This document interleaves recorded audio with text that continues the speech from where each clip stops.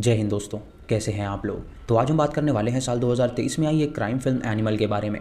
दोस्तों आज की वीडियो में हम इस फिल्म की संक्षेप में कहानी जानेंगे और इसका रिव्यू करेंगे। ये कहानी है एक बच्चे की जिसका नाम रणविजय होता है और वो अपने पिता से बहुत ज़्यादा प्यार करता था क्योंकि उसके लिए उसके पिता एक सुपर हीरो थे। उसके पिता का नाम था बलबीर सिंह और वो एक बिजनेस टाइकून थे और वो स्वास्तिक नाम की कंपनी के ओनर थे जो ये पूरे इंडिया की सबसे बड़ी कंपनी थी। रणविजय के पास किसी भी चीज़ की कमी नहीं थी, लेकिन सबसे ऊपर वो अपने पिता का टाइम चाहता था और उसका पिता बलबीर इतना बिजी रहता था कि वो उसे टाइम नहीं दे पाता था। रणविजय की दो बहनें भी थी, एक उससे बड़ी थी और एक उससे छोटी थी। बचपन से ही विजय को एक लड़की बहुत पसंद थी जिसका नाम गीतांजलि था और वो उसके दोस्त की बहन थी। जब रणविजय बड़ा हुआ तो वो अपने पिता के बर्थडे पार्टी के लिए अपने दोस्तों को इनवाइट करने के लिए आया, लेकिन जब वो गीतांजलि के घर गया तो उसे पता चला कि उसकी सगाई हो रही है। इससे उसे बहुत ही बुरा लगा और गीतांजलि को उसने भड़का दिया और उसे कहा कि वो उससे प्यार करता है और उसे उस लड़के से शादी नहीं करनी चाहिए। गीतांजलि भी अंदर ही अंदर रणविजय को पसंद किया करती थी। रणविजय जब घर पहुंचता है तो उसके पिता का बर्थडे सेलिब्रेट किया जा रहा था, जहाँ पे उसकी बहनें और उसके दादाजी भी मौजूद थे। उसकी बड़ी बहन मीत का पति वरुण भी वहाँ पे आया हुआ था, लेकिन वो विजय को बिल्कुल भी पसंद नहीं किया करता था क्योंकि उसका मानना था कि वो फालतू में ही बस घूमता रहता है। पार्टी में विजय और वरुण की लड़ाई हो जाती है। विजय उससे कहता है कि उसने उसकी कंपनी को आगे बढ़ाया है, जिससे हम जान पाते हैं कि बलबीर ने कंपनी का दामोदर अपने दामाद को दे रखा था, जिससे कि रणविजय बिल्कुल भी खुश नहीं था क्योंकि वो जानता था कि उसका जीजा बिल्कुल भी अच्छा इंसान नहीं है। तभी उसका जीजा उसकी बहन को उसके सामने हाथ लगाता है तो रणविजय उससे कहता है कि अगर दोबारा उसने ऐसा किया तो वो उसे जान से मार डालेगा। जब वो लड़ाई खबर बलबीर के पास पहुंचती है तो बलबीर रणविजय को आगे डांटता है और उससे कहता है कि वो अपने जीजा से माफी मांगे और रणविजय को ना चाहते हुए भी अपने जीजा से माफी मांगनी पड़ती है। फिर हमें पास्ट का एक वाक्य दिखाया जाता है जहाँ पे रणविजय की बहन के साथ कॉलेज में कुछ लोग रैगिंग कर रहे थे और रणविजय को जब ये बात पता चली तो वो गन लेकर क्लास में ही घुस गया, जिसे देखकर सब लोग डर गए और वहाँ पे कुछ बंदों को उसने इंजर्ड भी कर दिया था। उसके इस हरकत की वजह से उसके पिता ने उसे थप्पड़ मारे थे और उसकी माँ से कहा था कि उसने एक क्रिमिनल को पैदा किया है। रणविजय ने अपने पिता से कहा कि वो क्रिमिनल नहीं बल्कि अपनी बहन को प्रोटेक्ट कर रहा था। फिर कहानी प्रेजेंट में आती है जहाँ पार्टी में रणविजय का पिता उसे बताता है कि उसका जो कंपनी में शेयर है वो अपने दामाद को दे रहा है कि उसे कंपनी चलानी नहीं बल्कि आवारागर्दी करनी है। इससे रणविजय को बहुत ही गुस्सा आता है और वो घर छोड़कर जाने लगता है, लेकिन तभी वहाँ पे गीतांजलि आ जाती है जो कि उससे शादी करने का फैसला कर चुकी थी। रणविजय अपने पिता के पास उसे लेकर जाता है और उससे कहता है कि यह उसकी बहू है, लेकिन बलबीर इतना गुस्सा होता है कि वो उसे कोई भी बात नहीं कहता और वहाँ से चला जाता है, जिससे रणविजय को बहुत ही हर्ट होता है और वो घर छोड़कर चला जाता है। वो गीतांजलि से शादी करके अमेरिका शिफ्ट हो जाता है जहाँ पे उन दोनों को दो बच्चे होते हैं, एक लड़का और एक लड़की। फिर कहानी कुछ साल बाद की दिखाई जाती है जहाँ पे रणविजय अपनी टीम के साथ ढेर सारी गन्स लेकर एक मीटिंग में जा रहा था। होटल में घुस के वहाँ के सिक्योरिटीज को मारने लगता है और वहाँ पे उसका जीजा भी होता है जिसका गला दबाकर वो जान से मार डालता है। दोस्तों उसने ऐसा इसीलिए किया था क्योंकि उसने उसके पिता के खिलाफ साजिश करी थी, इसलिए उसने अपने जीजा और उसके भाई को जान से मार डाला था। अब यहीं से हमें रणविजय का एनिमल रूप दिखाया जाता है। उसकी बहन का पति जब घर नहीं आता तो वो बहुत ज़्यादा चिंतित हो जाती है, लेकिन रणविजय उसे संभालता है और उससे कहता है कि वो बिल्कुल भी चिंता ना करे। फिर हमें कुछ महीने पहले की कहानी दिखाई जाती है जहाँ पे बलबीर सिंह पे किसी ने गोली चला दी थी, जिसकी वजह से वो जख्मी हो गए थे और आईसीयू में थे। 8 साल बाद रणविजय यूएसए से अपने पिता को देखने के लिए आया था, वो भी अपनी बीवी और बच्चों के साथ। जब वो अपने पिता से मिला तो बलबीर उसे देखकर काफी ज़्यादा खुश हुआ और उसने उसे और उसकी बीवी को एक्सेप्ट कर लिया। बलबीर ने उसे बताया कि जब उसे पहली गोली लगी तो सिर्फ उसे उसका ही चेहरा नजर आया और उसे एहसास हुआ कि वो कितना गलत था जो कि उसे टाइम नहीं दे पाया था। अब रणविजय वहीं पर रुक के अपने पिता को प्रोटेक्ट करने का फैसला करता है। सबसे पहले वो स्वास्थ्य के वर्कर्स के पास जाता है और उनसे कहता है कि अब बिल्कुल सही सलामत है तो चिंता ना करें और फिर से काम करने लगे। उन्हें वादा भी करता है कि जिसने भी उसके पिता पे गोली चलाई है वो एक एक का सर काट देगा। बलबीर देखकर हैरान हो जाता है और उसे लगता है कि उसका बेटा अब भी क्रिमिनल ही है।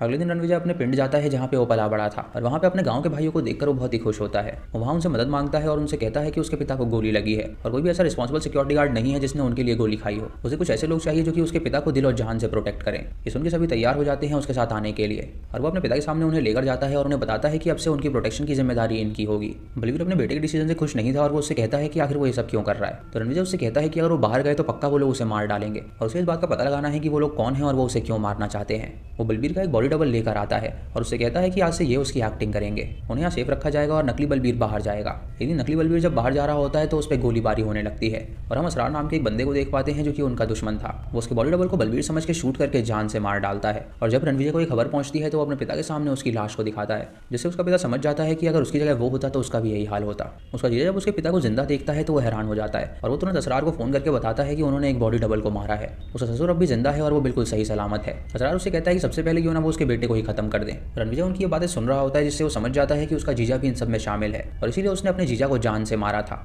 अब रणविजय अपने होटल में एक मशीन गन मंगवाता है जो कि उसने स्पेशली ऑर्डर करके मंगवाई थी। तभी वहाँ पे असरार अपने आदमी के साथ आता है और उसके होटल में सबको मार डालता है और वहाँ पे बहुत ही घमासान लड़ाई होती है जो कि बहुत ही ज़्यादा खतरनाक सीन था। रणविजय और उसकी टीम एक एक करके सबको मार डालती है और एक ग्रुप से तो रणविजय अकेले ही लड़ता है और एक एक करके सबको मारने लगता है। उस लड़ाई में बहुत ज़्यादा जख्मी भी हो जाता है और उसके शरीर पर कई सारे कट्स लग जाते हैं। तीनों बंदे बहुत सारे होते हैं जो कि रुक ही नहीं रहे होते, इसीलिए अपनी मशीन गन निकालता है और सबको एक एक करके गोलियों से भून देता है। तभी असरार चुपके से आके उसकी छाती में शूट कर देता है और उसे लगता है कि शायद वो मारा गया है। लेकिन रणविजय उठता है और असरार को मारने वाला होता है, लेकिन तभी उसे आबिद नाम के बंदे का कॉल आ जाता है। तो रणविजय उसे उठाता है और उससे कहता है कि उसका बॉस अब मर गया है और वो कितने भी लोग भेज दे वो सबको एक एक करके मार डालेगा। उसके बाद वो असरार को शूट कर देता है और खुद भी बेहोश हो जाता है। कुछ दिनों तक उसका ट्रीटमेंट चलता है और वो 14 दिन बाद कोमा से बाहर आता है, जहाँ डॉक्टर उसे बताते हैं कि उसे हार्ट ट्रांसप्लांटेशन की जरूरत है, क्योंकि छाती में गोली लगने की वजह से उसका दिल धीरे धीरे काम करना बंद कर देगा। रणविजय सबसे कहता है कि उसे कुछ भी नहीं होने वाला और उसके बाद वो अपनी बहन के पास जाता है और उसे बताता है कि उसने अपने जीजा को मार डाला है, जिससे उसकी बहन उससे कहती है कि आखिर उसने ऐसा क्यों किया। तो वो उससे कहता है कि उसने ही उनके पिता पे गोली चलवाई थी। रणविजय ने अपने सारे सेंसेस खो दिए थे, जिसकी वजह से ना वो सुन पाता था, ना टेस्ट कर पाता था और ना ही स्मेल कर पाता था, लेकिन उसके बावजूद भी उसका विश्वास था कि वो ठीक जल्दी हो जाएगा। उसका बेटा उसे हीरो मानता था और अपना आइडल समझता था, लेकिन गीतांजलि उसके एटीट्यूड से बहुत ही परेशान हो गई थी। रणविजय गीतांजलि को समझाता है कि वो जब ठीक हो जाएगा तो सबसे पहले उस बंदे को मारेगा जिसने ये सब प्लान किया और जितने भी होंगे वो सबको मार डालेगा। उसके बाद हमें असरार का भाई अबरार दिखाया जाता है, जो कि इस्तांबुल में रह रहा था और उस दिन उसकी तीसरी शादी थी। आबिद अबरार का ट्रांसलेटर होता है, क्योंकि अबरार बोल नहीं पाता था और आबिद वही बंदा था जिसने असरार को कॉल किया था उस दिन। शादी में एक बंदा आके अबरार को बताता है कि असरार मारा गया है, जिससे अबरार को बहुत गुस्सा आ जाता है और वो उस बंदे की आंखें निकाल लेता है। उसके बाद अबरार अपने खबरी के पास जाता है और उसे जान से मार डालता है। इधर कुछ महीने बाद रणविजय पूरी तरह ठीक हो चुका था और डोनर ने उसे अपना हार्ट दिया था, जिसकी वजह से उसका हार्ट ट्रांसप्लांट हो गया था। तभी उसके पास जोया नाम की एक बंदी आती है, जो कि उसे बताती है कि उसका जो दिल धड़क रहा है वो उसका फियांसे का दिल है। विजय को उसे देखकर अजीब सी फीलिंग होती है और वो उसे अपने दादा के घर में रुकने के लिए कहता है। और उसके बाद जब वो उससे मिलने के लिए जाता है तो वो उसके साथ इंटीमेट होता है। कुछ दिनों बाद जोया के साथ वक्त बिताने के बाद जोया को उससे प्यार हो जाता है और उसके बाद जोया अपना सीक्रेट उसे रिवील कर देती है। वो उससे कहती है कि उसे उसके दुश्मन अबरार ने भेजा है, जो कि इस्तांबुल में रहता है और वो उसके पिता को चाचा जी कह के पुकारता है, जिससे उसे पता चला कि शायद वो उसका कजन है। उसने उसे यहाँ पे भेजा था उसको प्यार में फंसाने के लिए, ताकि वो उसकी इन्फॉर्मेशन ले सके। और उसने जो भी उसकी इन्फॉर्मेशन उसे दी है उसके मुताबिक उसका छोटा भाई अजीज एक प्लास्टिक सर्जरी करवा रहा है, ताकि वो उसकी तरह दिख सके और उसके घर में दाखिल होकर वो सबको मार सके। उसका बड़ा भाई असरार भी उसके पिता को मारने के लिए आया था, लेकिन उसने उसे मार डाला। उसकी बात सुनकर वो जोया को बताता है कि उसे पहले से पता था कि वो दुश्मन के साइड से आई है और वो उससे बस सच उगलवाना चाहता था, इसीलिए उसने उससे प्यार का नाटक किया। उसके बाद वो अपने दादा और पिता के पास जाता है और उनसे अबरार के बारे में पूछता है। तो उसका दादा उसे बताता है कि उसका एक और भाई था, लेकिन उसके पिता ने स्वास्तिक उसके नाम नहीं करी, बल्कि उसने उसे स्वास्तिक का मालिक बना दिया, जिससे वो चिढ़ गया और वो लोग उससे अलग हो गए। इस्तांबुल में शिफ्ट हो गया और वहाँ पे उसने कई सारी बीवियों से शादी करी और उन सभी बीवियों से उसे ढेर सारे बच्चे हैं। जिसे उसने मारा है वो उसका बड़ा बेटा था और उसके एक नहीं बल्कि कई सारे भाई हैं और उसे मार के उसने जंग स्टार्ट कर दी है, क्योंकि वो सभी इतने हैं कि वो काउंट भी नहीं कर सकते और वो उन्हें मारते मारते थक जाएगा, लेकिन वो लोग खत्म नहीं होंगे। उसके बाद रणविजय अपनी वाइफ के पास जाता है और उसे सच बताता है कि वो इतने दिनों से जोया के साथ क्या क्या कर रहा था। गीतांजलि ये सुनकर बहुत ज़्यादा रोने लगती है और उसे बहुत ज़्यादा गुस्सा करती है, तो डिसाइड करती है कि वो उससे अब तलाक ले लेगी। उसके बाद रणविजय उसे बताता है कि वो अपनी टीम के साथ इस्तांबुल जा रहा है ताकि वो अबरार को जान से मार सके। गीतांजलि उसे तैयार करती है और जंग में जाने के लिए भेज देती है। अगले दिन रणविजय उसके एरिया में पहुंचता है और उसके सारे आदमियों को मार डालता है और आबिद अबरार को लेकर वहां से भागने लगता है और उससे कहता है कि अभी लड़ने का सही समय नहीं है। उनकी बीवी से रणविजय को पता चलता है कि वो यहाँ से भाग रहा है, इसलिए वो एयरपोर्ट पहुंच जाता है उसे पकड़ने के लिए। वो अबरार को चैलेंज करता है तो अबरार प्लेन से बाहर आता है और उन दोनों में बहुत ही घमासान लड़ाई होने लगती है, जिसमें रणविजय अबरार को मारने वाला होता है। इन मारने से पहले वो उससे कहता है कि वो एक ही खून है, तो अगर वो चाहे तो वो इस जंग को अभी खत्म कर सकता है। अबरार उसे इशारों में कहता है कि वो इस जंग को खत्म नहीं करने वाला, तो रणविजय उसका गला काट देता है, जिससे उसकी मौत हो जाती है। उसके बाद रणविजय वापस इंडिया आ जाता है और अपने पिता को बताता है कि उसने अबरार को भी मार डाला है। कुछ दिनों बाद दिवाली पे उसका पिता उसे बताता है कि उसे कैंसर हो गया है और उसके पास सिर्फ 6 महीने का टाइम बचा हुआ है। वही बात उसे बताता है कि उसने उसकी अपब्रिंगिंग अच्छी नहीं करी है, बल्कि जब भी उसे उसका साथ देना चाहिए था वो उससे दूर रहा था। अपने पिता के मुंह से ये बात सुनकर रणविजय रोने लगता है और गीतांजलि अपने बच्चों को लेकर वहाँ से हमेशा के लिए जाने लगती है, लेकिन तभी रणविजय का बेटा वहाँ पर आकर उससे गले लग जाता है और गीतांजलि उन्हें देखकर रोने लगती है। उसके बाद पोस्ट क्रेडिट सीन में हमें अजीज़ दिखाया जाता है, जो कि अबरार और असरार का छोटा भाई था और उसने प्लास्टिक सर्जरी करा ली थी और वो बिल्कुल रणविजय की तरह ही दिखता था। वो जोया से पूछता है कि क्या उसकी शक्ल बिल्कुल सेम उससे मिलती है, तो जोया उसको कंफर्म करती है कि उसकी शक्ल बिल्कुल सेम है।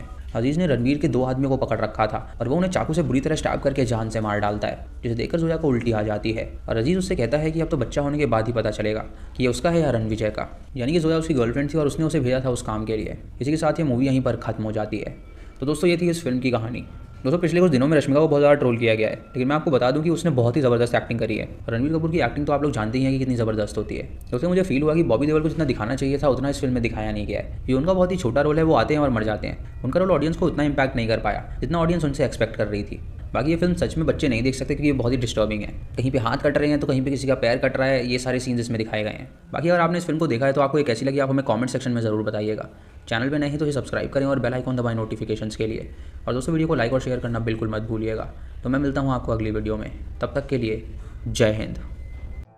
जो खुशियां नाल ले आंदी ए तेरे लिए मैं और तू हूँ, हर जन्म बने तू माँ मेरी, हर जन्म मैं तेरा पुत हूँ।